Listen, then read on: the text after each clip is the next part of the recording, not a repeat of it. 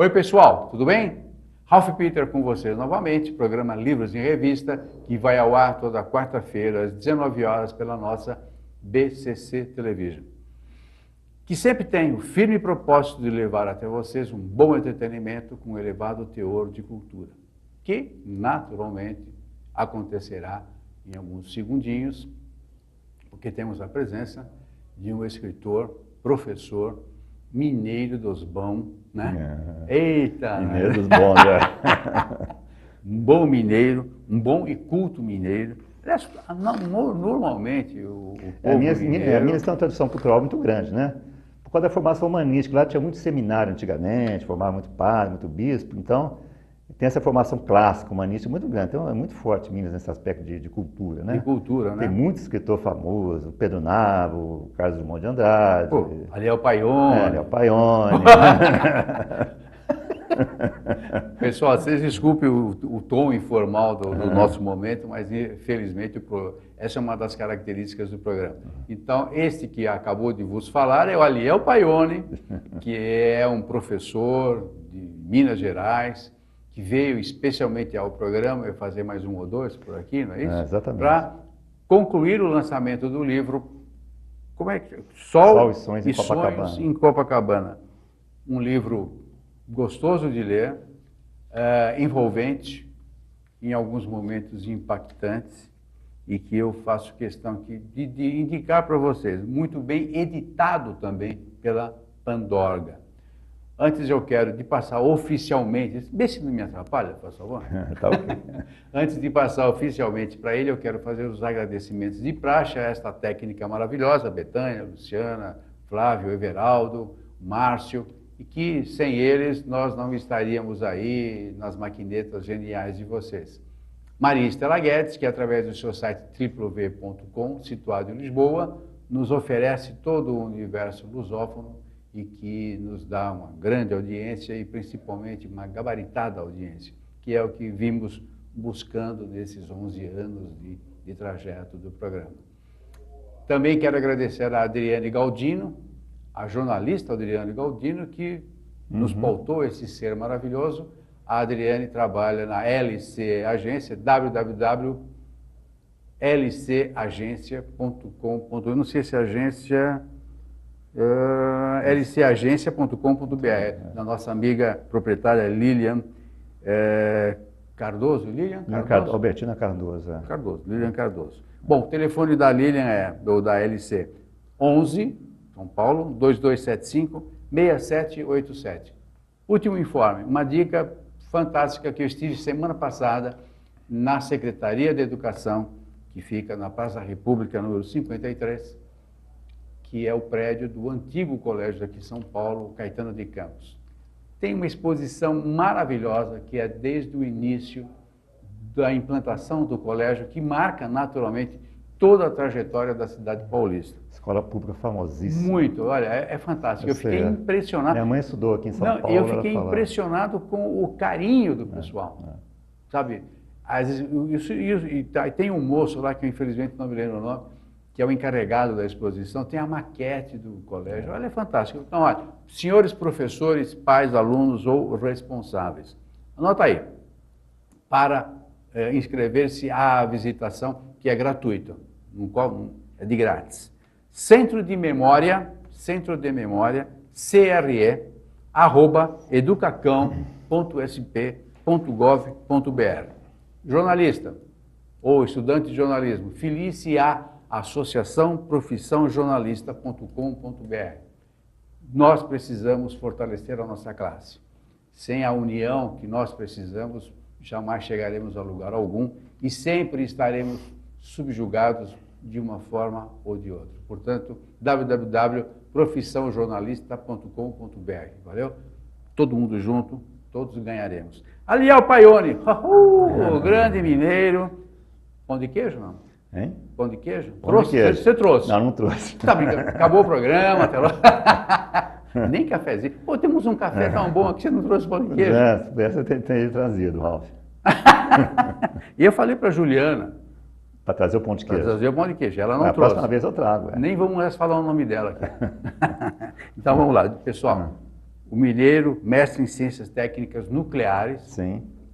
atualmente professor de física. Professor de física na PUC Minas. Na PUC de Minas Gerais. Agora atualmente eu parei, estou parado, aposentei, agora a partir desse ano eu estou... Vai se dedicar à literatura, à aposentei, literatura? Exatamente.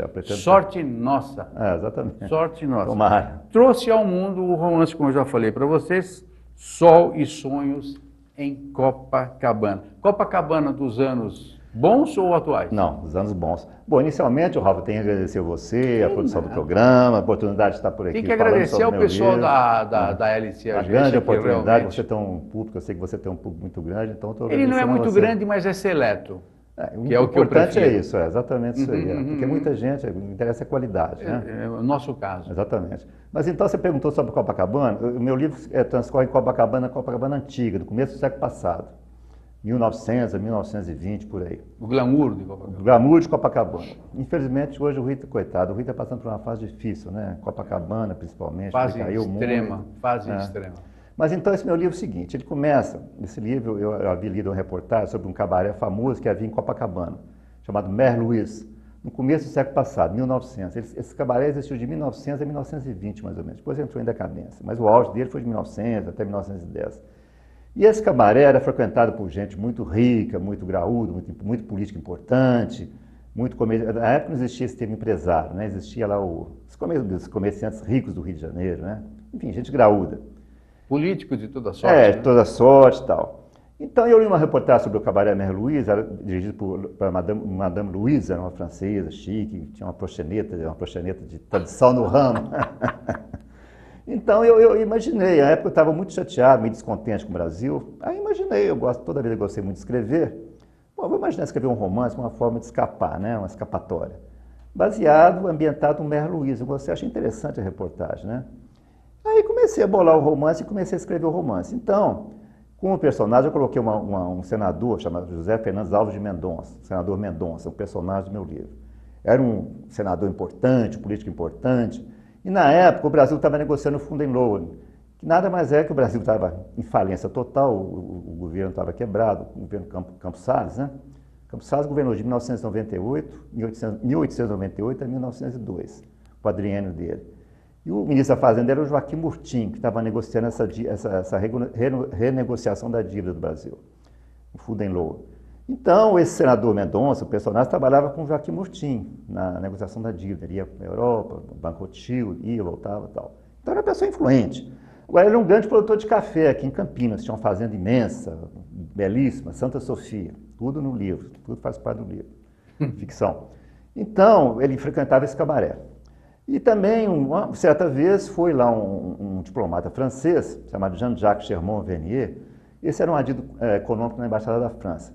Mas era um cara muito, assim, boêmio, muito idealista, muito romântico, era um artista plástico, um cara assim que nem queria trabalhar com a economia. A mãe dele, que era uma condessa francesa, que obrigou ele a entrar para o serviço diplomático. Por ele, não mexia com isso. Era um francês por excelência. É, um francês por excelência, boêmio e tal. E um dia ele foi conhecer esse cabaré, o cabaré Mer Louise, e encontrou-se lá com a Verônica. Verônica era amante do senador Mendonça, uma mulher lindíssima, depois eu falo mais sobre ela, uma mulher deslumbrante, amante do senador Mendonça. Ele conheceu a Verônica e se apaixonou por ela, uma mulher que qualquer pessoa, homem que via aquela mulher, ficava apaixonado por ela, uma mulher lindíssima, morena, de olhos verdes. Eu faço uma analogia entre Verônica e a beleza do Rio de Janeiro. Eu sonhei com ela a noite toda. Sonhei com ela a noite toda. Então, a partir daí, a gente começa a ter um triângulo amoroso entre o senador Mendonça, o Chermont-Vernier e a Verônica. A Verônica acaba se apaixonando por ele também. Mas só que o senador Mendonça era um cara muito influente, um cara muito poderoso. Quer dizer, não ia perder facilmente a mulher, né, que ele amava, né? Então, por aí começa a desenvolver o romance. E esse triângulo amoroso depois acaba se tornando um triângulo comercial, internacional também. Exatamente. E aí então é o seguinte também, aí apareceu um quarto personagem que é muito importante no livro, a Henriette, porque a Henriette não se sabia se era filha do senador Mendonça ou do Jean-Jacques. Isso é uma coisa que tem suspenso no livro, não vou falar aqui porque senão perde a graça. Mas o livro eu escrevo romance, mas pautando o romance, eu faço muita crítica social, política, econômica da época, e até hoje também, né? O Brasil não muda muito, né? Não muda muito, o Brasil infelizmente muda não muda. O endereço, mas Os homens, esse senador Mendonça pode ser um protótipo de um senador, de um político atual no Brasil. Aliás, talvez bem pior do que o senador Mendonça, né? A política no Brasil, infelizmente, é triste, né, Ralf? Esse é o problema, só tem o pior, o bom não tem. O Brasil tem o problema é que o Brasil tem um potencial para piorar muito grande. Quando eu estava escrevendo esse livro, eu comecei a escrever o livro porque eu estava muito chateado com o Brasil, o que estava acontecendo no Brasil. Eu teria que escrever 10 livros, né, se fosse começar hoje, né? Porque está muito pior do que na época que eu comecei a escrever. Olha, eu gostaria de ter o talento que você tem, e não é por estar na tua presença, para escrever da mesma maneira como você escreveu. Só que você escreveu pontos críticos, mas muito sensíveis, com muita sensibilidade. Exatamente, eu sou um cara, assim, infelizmente, uma coisa que me atrapalha, eu sou um cara muito sensível, eu tenho uma sensibilidade mórbida. Mas não atrapalha, não, eu não, discordo de você. Eu acho que você gostaria de bater? Não, você só pode escrever o que você sente, profundamente. Eu sou assim, se o cara me propõe uma coisa para escrever que eu não esteja sentindo, eu tenho dificuldade. Por exemplo, eu escrevi, por exemplo, agora um pedido para escrever sobre Mao Tse-tung, a Revolução Cultural Chinesa. É uma coisa que eu escrevi, mas eu escrevi assim, meio forçado, porque é uma coisa que não está dentro de mim, sabe? Eu gosto muito de ler sobre história do Brasil, conheço muito história do Brasil, da parte republicana do século passado, né? Então, meu pai morou no Rio de Janeiro, então me contava muito caso. Então, eu tenho uma sensibilidade muito grande por essa época. Tem mais empatia. Tenho uma empatia muito grande, a época de Getúlio Vargas, a República Velha. Então, esse meu livro passa durante a República Velha. A República Velha no Brasil era uma coisa horrível, porque não existia voto secreto. Os votos eram todos fraudados, as eleições eram todas fraudadas. Havia aquele coronelismo atrasado, né, no interior do Brasil. Aquela República dos Governadores, em que o intendente, na época chamava intendente, em vez de ser prefeito, era intendente, indicava os candidatos a deputado, que seriam eleitos, que fariam toda a política do presidente, né? E ainda tinha uma coisa interessante. Tinha uma tal de Comissão de Constituição e Poderes, que tinha o poder de degolar o candidato. Se o candidato fosse eleito, mas aí teria que ser aprovado por essa comissão. Se essa comissão não aprovasse, e o candidato ele não tomava posse, mesmo que tivesse sido eleito. Exatamente. Não tomava posse. Para que faz eleição, então? Exatamente. Não pro forma, é só pro forma. Né? Então, em 1930, fizeram a Revolução de 30, a Aliança Liberal, Rio Grande do Sul, Minas e Alagoas, quando o Getúlio Vargas assumiu o poder. Então, ele acabou com a República Velha, modificou o Brasil, e não sei o quê, fez uma ditadura, né? Mas é uma fase muito interessante, é uma fase assim que... Se você for analisar, você falou como que é, de coronéis. Coronéis. Até bem pouco, nós temos coronéis ainda. Coronéis eletrônicos, a gente tem. Não é nem eletrônico. Não, no interior tem, coronel clássico, no interior. Você tem Renan Calheiros. Exatamente. Você tem o Sarney. Tem a família Magalhães lá na Bahia. O que é isso? É coronelismo, exatamente, é a mesma coisa. Mato Grosso, a família Caiado lá família Caiado em Goiás, a mesma coisa. Mudou a roupa. A família Caiado. O que tem dentro é o mesmo. A família Caiado tem 200 anos de tradição de bandonismo lá em Goiás, por exemplo. Escuta, você falou de... Depois vamos falar do teu livro, senão a gente vira papo de boteco isso aqui. O fato do presidente da República indicar um ministro do STF... Exatamente. Mas é a mesma coisa, pô. Isso é um escândalo, é uma coisa absurda isso. É uma coisa absurda, tá? Exatamente. Depois é uma coisa assim, o Brasil... Bom, você fala do Brasil atual, a gente passa a tarde toda falando aqui, né, Ralf? Pois é. Porque cada coisa... Um amigo íntimo do presidente, por exemplo, lá, 30 anos. Aí foi apanhado com uma mala com 30 milhões dentro da... Um absurdo, amigo íntimo. Se fosse na França ou na Alemanha, lá, com a Angela Merkel... Você viu, o Sarkozy agora está sendo... Hoje, está depondo lá. Exatamente. E quanto tempo deu? Você falou que você estava chateado e tal. Quando que você começou a escrever a final? Eu escrevi lá pelo 2013, 2014. Eu comecei, parei, não foi assim uma sequência. Quando começou? Lá pelo 2013, exatamente, 2014, na época do FHC. Lá, não, foi um pouquinho antes. Eu comecei e parei. Faz mais tempo exatamente. Isso. Até esse livro, eu ofereci esse livro ao Darcy Ribeiro. O Darcy Ribeiro foi uma pessoa que muito amigo meu. Eu fiquei muito amigo dele pelo seguinte, na época, eu estava com essa época meio chateado, eu escrevi uma carta para ele, na época ele era candidato ao vice do Brizola, no Rio de Janeiro. O Darcy era um cara entusiasmado, um cara vibrante. Idealista. Idealista. Eu escrevi para ele, ele gostou do que eu escrevi. Ele respondeu minha carta, quero te conhecer, vem aqui no meu apartamento, faço questão, não sei o quê. Aí eu fui lá, ele me recebeu muito bem, depois eu voltei umas 3 ou 4 vezes, uma pessoa muito simpática, faço questão de falar dele aqui publicamente. Porque é uma pessoa que faz falta uma pessoa assim como o Darcy Ribeiro no Brasil, pelo menos para estimular, jogar entusiasmo, sabe? Não tem uma pessoa no Brasil atualmente, Ralf, não vejo um homem no Brasil com capacidade de liderança, Nós tivemos tanta gente boa, que tivemos o Getúlio Vargas, que quer queira ou quer não, fez muita coisa. Eu na época, trabalhei com... A nossa CLT, eu particularmente não gosto do Getúlio. Sim, sim. Mas a gente tem que levantar o tapete. Sim. Ou tirar o chapéu, se for o caso. O CLT é dele. Pô. Toda a legislação social foi feita pelo Getúlio. Sim. Quando a primeira coisa que ele assumiu aqui, ele criou o Ministério do Trabalho, que não existia. O problema do trabalho aqui em São Paulo, por exemplo, pessoas de 12, 15 anos trabalhavam em fábrica, esse cotonifício Matarazzo, esse pessoal. Não tinha, trabalhava 16, 17 horas por dia. Primeira coisa que ele fez, acabou com a regularização. E era dia mesmo, não tinha nem domingo. Não, criança ficava aleijada naquelas fábricas, perdia a mão. Então ele regularizou tudo. Então, quer queira ou quer não, ele mudou muita coisa no Brasil. O Getúlio Vargas modernizou o Brasil.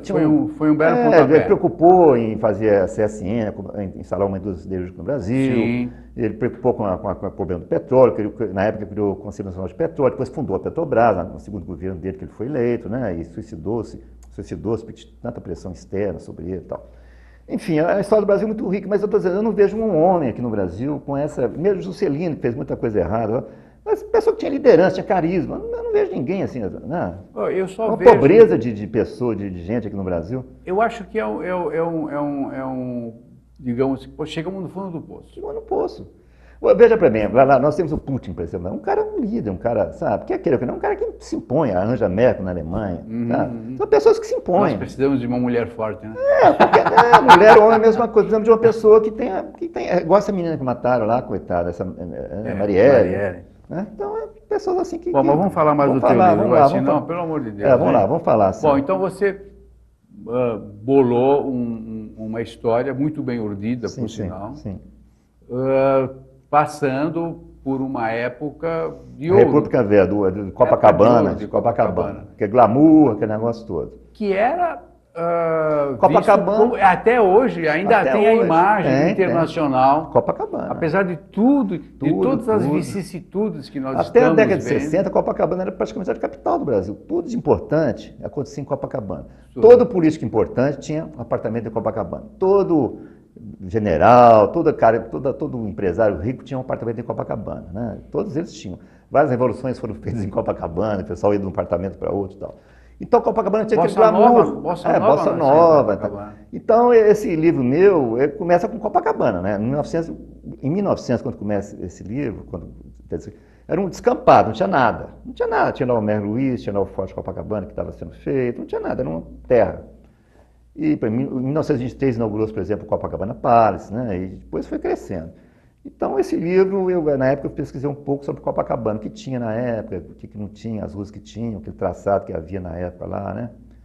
E eu morei no Rio, então eu tenho uma grande ligação afetiva com Copacabana. Quando eu era estudante, a gente morava no interior de Minas, ia sempre ao Rio, em Copacabana. Então, eu frequentei essa época de ouro, década de 50 em Copacabana, o mar, me lembro quando duplicou a Avenida Atlântica, a gente ia tomar banho de mar em Copacabana. Copacabana era, o sonho de mineiro era Copacabana, né? Não era Praia Grande, não. Não, exatamente. Não, e o interessante é que lá você se mistura com os artistas, ainda hoje, né? Ainda hoje, se mistura e tal, com uma naturalidade incrível. O carioca tem muito democrata, é um ambiente muito democrata. Hoje em dia, você vai naquela praia, em Copacabana, todo mundo jogando futebol, várias classes sociais, rico, pobre, tá tudo misturado ali. Eu acho que rico e pobre levam um arrastão também. Isso faz parte da democracia. Exatamente. O rico é assaltado, o pobre também. Então, mas nesse meu livro, então, tem esse senador Mendonça, então, ele tinha uma fazenda muito grande aqui em Campinas, uma fazenda de café, porque na época, quem mandava no Brasil, na República Velha, era o oligarquia paulista cafeíra, né? Quem mandava no café... Criaram a Avenida Paulista, justamente. Exatamente. Quem criou o Brasil e o Brasil moderno foram a prefeitura de São Paulo, Ribeirão Preto, que era a capital do café. Então, esse senador Mendonça, a crítica que eu faço é exatamente isso, que ele era um grande produtor de café aqui em Campinas, produzia muito café, e quando ele ia negociar lá com o Fulton Loa, no fundo ele estava dependendo dos interesses dele, da classe dele, né? Então, essa coisa, essa distância entre que existe uma elite que governa o Brasil e o povo, quer dizer, é uma distância muito grande, né, Ralf? As pessoas ainda... E até hoje é assim. Nós não conseguimos ter uma pessoa que esse é um estadista. Não tivemos. Ainda hoje. Então, é aquilo que eu te falei, muda a capa, mas o conteúdo do livro é o mesmo. E quer queira ou quer não, qualquer que seja a situação, a condição social e econômica do país, um líder faz a diferença. Um líder faz a diferença. Um homem de caráter, um homem que tem uma capacidade de liderança, que tem uma visão, Ele faz muita coisa pelo país, é capaz de fazer muita coisa. Infelizmente a gente não tem. O teu livro você destinou a qual público? Não, eu fiz um livro para todo mundo ler e se divertir. Meu livro, o objetivo é assim, levar um certo questionamento político-social, eu coloco isso no livro, mas o meu público é um público assim, geral. A pessoa que não tem muito aprofundamento histórico, político, muita cultura, vai aproveitar, tem um romance muito gostoso de ler, e a pessoa prende muita pessoa, o romance prende facilmente as pessoas. Você chegou a lê-lo, Sim, Rafa? claro. Pois é um livro, diga-se de passagem, de grosso calibre. Então é um livro assim que prende a atenção do leitor, que é uma leitura muito fluida, é gostoso de ler, a gente vai lendo facilmente, vai puxando a gente, né? Sim. Então é essa a característica principal do livro, eu acho. Então eu fiz um livro, você perguntou, para todo o público. Agora, a pessoa que tem mais cultura, mais erudição, ela aproveita mais o livro, é claro. Não tem a menor dúvida. Não, eu acho que quem tem um pouquinho só de senso histórico vai se deleitar com ele. E aí, na esteira desse acontecimento, tem uma boa história. Tem uma boa história, exatamente. Uma história linda, sensível. Exatamente. Eu acho que o senhor pegou... Senhor não, desculpe, Ralf. Eu acho, Ralf, que você pegou muito bem a parte forte do livro, a sensibilidade, sabe? Sim, ele tem uma linha muito tênue entre a realidade e a ficção. Exatamente. Porque é muito difícil que uma pessoa, um homem principalmente, porque o livro, apesar de ter o ente feminino ali, mas o âmago são dois homens se degladiando em função se degladiando por uma só mulher. Exatamente. Que é como você falou, eu falei brincando que eu sonhei com ela a noite toda, mas a maneira como você a descreve, muito bem descrita, muito obrigado. A gente vê a mulher aqui na frente. A Verônica, então... Você é um mago. A Verônica, obrigado. Mas, Ralf, a Verônica é um pouco metáfora do Brasil. No fundo é isso, porque o Brasil é um país tão lindo, com tanto potencial, tanta coisa, mas é um país que ninguém tem acesso. Ou seja, a Verônica é uma mulher muito bonita também, mas é uma mulher de difícil acesso. Eu, por exemplo... eu também. Estou fora. Então, é uma mulher muito linda, todo mundo se coloca aos pés dela, então é uma mulher ainda acessível à maioria das pessoas, né? É o caso do Brasil também. O Brasil é um país muito lindo, mas o povo não tem acesso às riquezas do Brasil. É uma distância muito grande entre o povo e a beleza do país, que o país oferece. E não vai, essa distância não se encurtará, acredito que jamais. Eu também. Jamais. Eu também. Sabe por quê? Por um motivo muito simples. Nós somos um povo sem cultura e, consequentemente, sem educação. Apesar de todos os avanços que tivemos, a verdade é o seguinte, dá 2, 3 passos para frente e volta... Eu fico imaginando o Brasil, por exemplo, na mão dos alemães, de um japonês, pessoas que trabalham, que valorizariam isso, tem um potencial tão grande, eu jogaria para cima, o Brasil não aproveita nada, sabe? Não sei, viu? Não aproveita, é difícil isso, é um negócio deprimente para a gente isso, sabe? Eu acho que nós enterramos qualquer alemão. A melhor coisa para morar no Brasil é você ser ignorante, porque você não questiona nada, você não sofre. Questiona nada. Você não vinde as minhas criancinhas, os ignorantes. Eu, por exemplo, eu vejo lá, quando estou em Belo Horizonte, eu vejo aquele pessoal jogando bolinha para cima das esquinas. Isso é que eu falei, entra a minha sensibilidade. Eu sofro com isso, porque não é possível uma pessoa que devia estar na escola, pessoa mal alimentada, raquítica, um povo feio porque não se alimenta bem, não tem educação. Então é um negócio deprimente, sabe? Nós recebemos aqui uma vez o secretário de Educação, José Renato Nalite, secretário de São Paulo.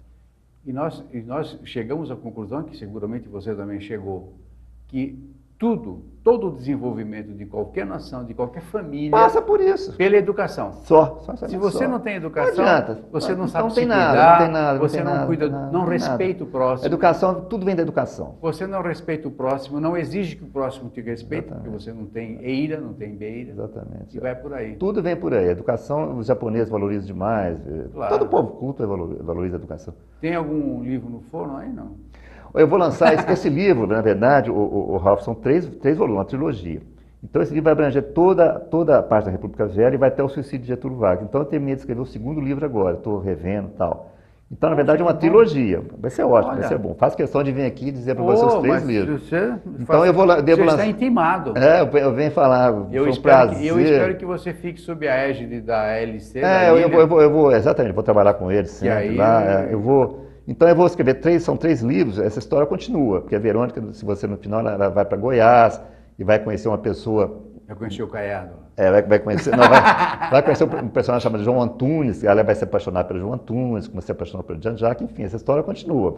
Vai terminar em 1954 com Getúlio. Você me dá uma mulher linda daquele jeito, involúvel, pô, pelo amor de Deus. Não é volúvel, o amor sempre, como diz o Vinícius de Moraes, é sincero enquanto dura, né? Mas não é volúvel, ela, coitada, muitas pessoas olharam sobre esse aspecto, mas eu tenho dó, para mim é uma vítima. Eu nem li, como é que eu posso não ter gostado? É uma vítima, né, coitada? Ela é uma vítima da beleza dela. Tanto quanto esse país é vítima de vilões. Exatamente, é mais ou menos por aí. De malandros. É mais ou menos um pouco metafórico nesse sentido, né? A Verônica é uma vítima do senador, vítima da beleza dela, que a mãe dela era uma prostituta, né? A Janaína, se não me engano, a mãe dela se chamava Janaína, uma baiana que veio para o Rio, que apresentou ao senador Mendonça. Ela trabalhava com a Madame Luiz, Mère Luiz, era filha dela, filha muito bonita, e certo dia ela estava na casa dela, a Madame Luiz e a Janaína, e a Verônica era filha da Janaína. Ela chegou numa tarde chuvosa lá, e por acaso o senador Mendonça estava lá, viu, e ficou abismado de ver que a mulher caiu de 4, aí foi vítima, né, coitado? Como eu fui também. Meu caro. Você está sendo muito bondoso comigo. Não, bondoso não, isso é um diagnóstico. Mas foi um prazer imenso conhecer você, Ralf. Gostei demais de uma pessoa simpática. Com certeza eles também gostaram de você. E parabéns também por você se dedicar à literatura, ao livro. A gente não está falando negócio do Brasil. É tão difícil você, né, uma pessoa que se dedica à cultura aqui, né? É quase uma missão insana. Exatamente. Mas é um prazer. O prazer está, primeiro, em divulgar a literatura. E segundo, conhecer pessoas como você, do teu quilate, o pessoal da LC, que sempre manda alguém aqui. Mas então, fazendo a propaganda, eu posso fazer a propagandazinha final, né? Pode e deve. Porque meu livro, então, comprar o meu livro, ou na Saraiva, você vai na Saraiva, pede, a Saraiva de São Paulo, eles mandam em casa e tal. Ou vai no Facebook, Aliel Paione, ou no Instagram, Aliel Paione, tem um link facilmente. Aliás, esse nome é o nome, Aliel Paione não é negócio. Paione é um sobrenome, porque meu avô era italiano, chamava Paione. Mas nada é perfeito. Agora, Aliel é o seguinte, minha esposa chama Leila. Então, uma vez eu perguntei para a Leila, me inventa um pseudônimo. Falou, Aliel. Aliel, o que é Aliel? É Leila ao contrário, é um anagrama de Leila. Então eu coloquei Aliel Paione. Quer dizer que esse não é o teu nome? Não, eu sou Martins. Meu pai era muito assim, conservador, eu sou Martins Filho, que é o nome do meu pai, português, né? Mas Paione é um nome, é uma família só, a única família no Brasil. Paione é a minha. Eu nunca havia ouvido isso. Pois é a família única aqui no Brasil, a família Paione. Então vamos lá. Pessoal, nós conversamos e literalmente conversamos mesmo, né? Jogamos um papo fora aqui. Quase que nem fala do livro. Não, mas o livro, exatamente, o livro tem embutido nessa. Lógico. Obrigadão mesmo. Muito obrigado. Boa viagem para você. Muito obrigado, foi um prazer. A porta está sempre aberta para você. Tá, muito obrigado, Ralf. Agradeço a tua atenção e o programa. Pessoal, Aliel Paione com o livro Sol e Sonhos em Copacabana. E olha, haja sonho. Sol tem sempre, mas sonho, né? Mas a gente leva avante esse sonho aí. Obrigado pela companhia, pela presença. Até a próxima. Tchau, tchau. Pode ser.